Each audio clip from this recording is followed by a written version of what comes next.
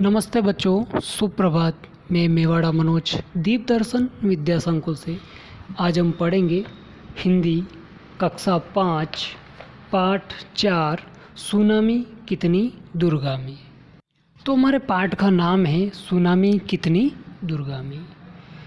इस पाठ में माँ और बेटी का वार्तालाप हो रहा है। तो माँ और बेटी सुनामी के बारे में कुछ बातचीत करती है, वार्तालाप करती हैं। उसके बारे में जानकारी माँ अपनी बेटी को देती है और बेटी सुनामी से संबंधित कई सारे प्रश्न अपनी माँ को पूछती है और माँ उसको उत्तर देती है, उसे संतुष्ट करती है। तो हमारे इस पाठ में इस सुनामी के बारे में बताया गया है, जो हम अब हमारे पाठ में पढ़ेंगे। इससे पहले, पाठ पढ़ने से पहले हम हमारे पाठ के शब्दार्थ यानी कि वर्ड मीनिंग देखेंगे, जिससे इस पाठ को पढ़ने में, समझने में हमें सरलता रहेगी। तो अब हम बढ़ते हैं हमारे पाठ के शब्दार्थों की ओर। तो अब हम हमारे पाठ के शब्दार्थ की ओर चलते हैं। पहला शब्द है दर्शन, अर्थात देख पाना, उसे हम दूसरा शब्द है नुकसान, यानी कि हानि होना, नुकसान होना। अगला है अनुमति, यानी कि आज्ञा देना, जिसे हम परमिशन कहते हैं अंग्रेजी में, उसे हम आज्ञा देना या अनुमति। अगला है समाधान, यानी कि हल निकालना या निदान करना, यानी कि कोई समस्या आ गई है, कोई प्रॉब्लम्स आ गई है तो उसका समाधान करना, हल निकालना, उसका निदान करना। भीषण, भीषण का मतलब होता है भयानक, बहुत ही खतरनाक। अगला है समानांतर, यानी कि बराबर दूरी पर, यानी कि समान अंतर पर, उसे हम कहते हैं समानांतर या समांतर। अगला है सफाया, यानी कि साफ या पूर्णतया खत्म करना, साफ कर देना या पूर्णतया खत्म करना।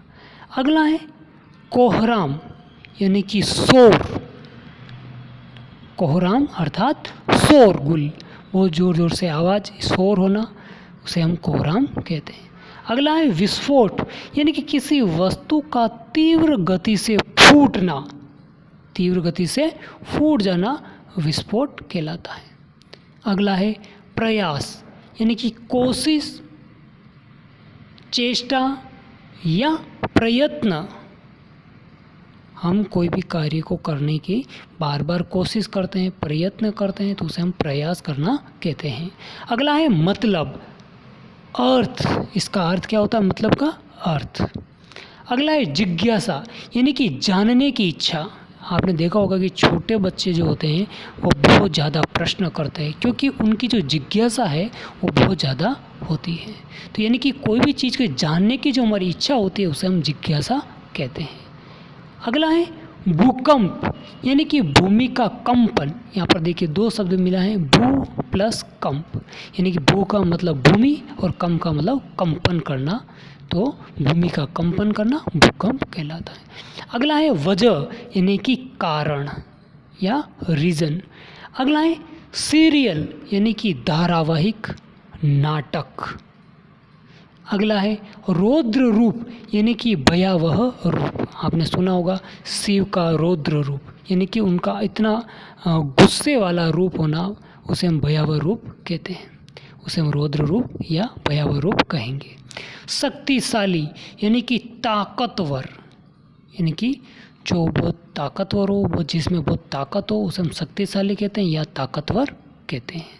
तो ये हमारे पाठ सुनामी कितनी दूरगामी के शब्दार्थ हुए हैं, और ये जो हमारे शब्दार्थ हुए हैं हमारे नोटबुक के अंदर एक बार आपको सुंदर सुंदर अक्षरों में लिखना है।